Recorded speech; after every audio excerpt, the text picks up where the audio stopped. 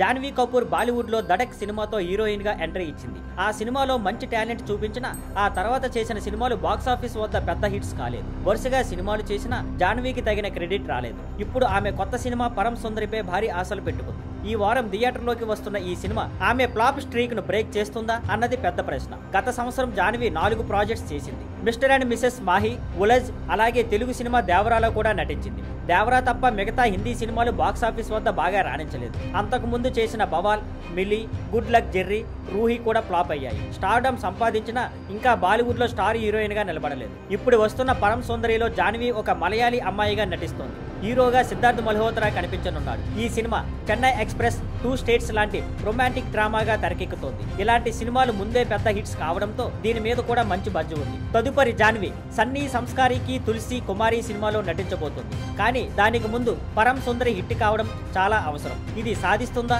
అన్నది కొన్ని రోజుల్లో తేలిపోతుంది. Thank you for watching. Please like, share and subscribe.